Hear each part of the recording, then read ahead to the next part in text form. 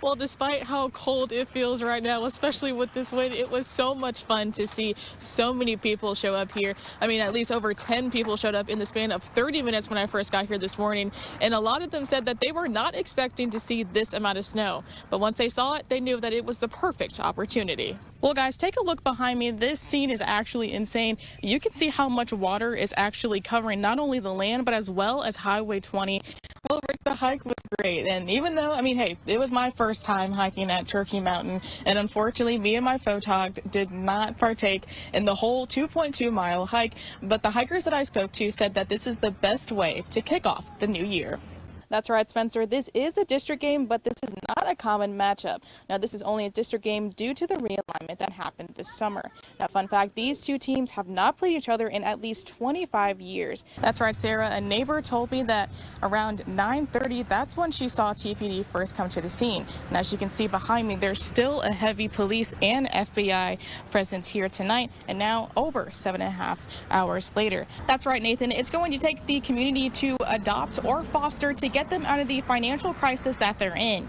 One of the board members that I spoke to say that it's a harsh reality to have to deny anyone and any animal that's in need of help, all due to the lack of adoptions. That's right, Shane, Nathan. This is the 11-page lawsuit that both of them filed, and this is the statute that they're relying on. Well, Tulsa police told me that the suspects stabbed the general manager inside the BJ's, and once police arrived to the scene, he ran to the business that's right next to the BJ's Ashley store and then tried running towards the mall.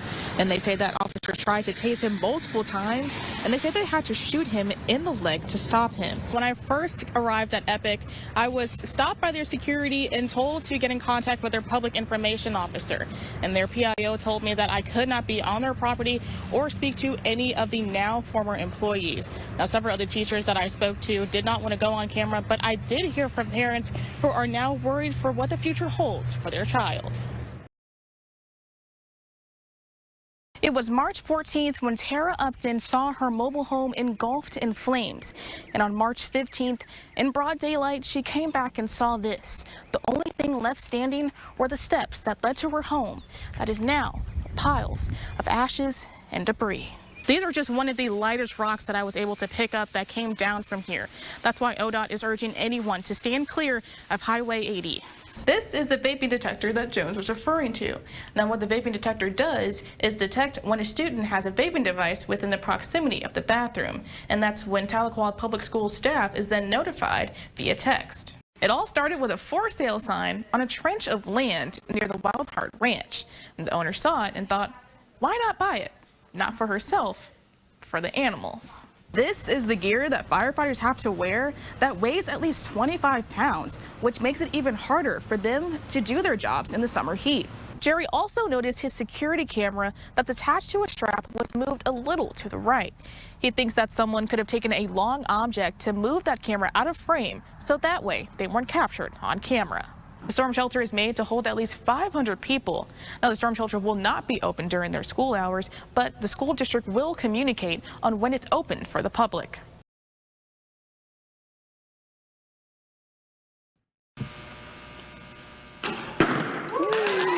The first shot, a perfect shot.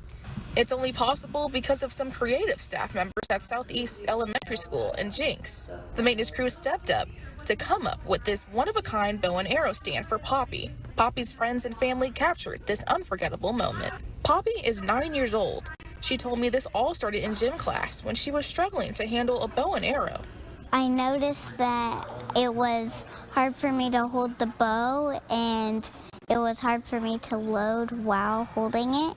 And so I just said to my teacher, hey, I might need some help with this. I can't load the bow and hold it at the same time. Poppy's condition, spina bifida, is a birth defect that happens when the spinal cord and spine don't fully develop. Poppy's been in a wheelchair all of her life, and her condition limits some things she can do, like archery. Back in October, Poppy sketched what she envisioned her bow stand would look like. On Wednesday, she saw her idea had become a reality. I was like, whoa, that's cool. Poppy told me she's surprised how well she can shoot with this bow and arrow stand. It's way easier because I can let it rest and load the bow, and it's way easier to use, and I can do everything that I need to really well. Poppy wants to remind kids who are like her to dream big and not be afraid to ask for help. If things aren't easy for you, then you have to tell somebody so that it can be easier for you. For many of these officers, this training is nothing new. From the right. But for some, it's a perspective that they never think to put themselves in. The Tahlequah Police Department used real officers, but used their own children to play the role as victims. Tahlequah Police Chief Nate King explained to me why they decided to take that route. It gives us a more realistic, as real as we can get as far as training like this, which helps point out mistakes. I mean, I was shot in the arm earlier, and that negative reinforcement makes you be more cognizant of what you're doing. I myself was in the perspective of a victim in a classroom of an active shooter. From hearing gunshots and calls for help, to putting on a mask and jacket and navigating the active shooter alongside other officers. Can we go in this one? Okay. Unless you want to. Okay. Although it wasn't real, I felt my own stress levels rising. I spoke to Tahlequah's Lieutenant Training Coordinator Josh Gerdner. He told me through this training, mistakes are made, but the mistakes are a good thing to keep in mind. Anytime that I would get a paintball on me or seeing that I was shot, it lets you know that, hey, it's not real right now, but that could be real. It gives you something to think about and something to work on. King expressed to me that this type of training is important to their department and city, especially with the size of Tahlequah. Obviously, it's one of the most pressing things for rural departments, especially that don't have SWAT team, that initial response to an active shooter, especially in a school. For a department our size, a town our size, we have 7 school sites within the city limits, so we have to be prepared to respond to whichever location it is.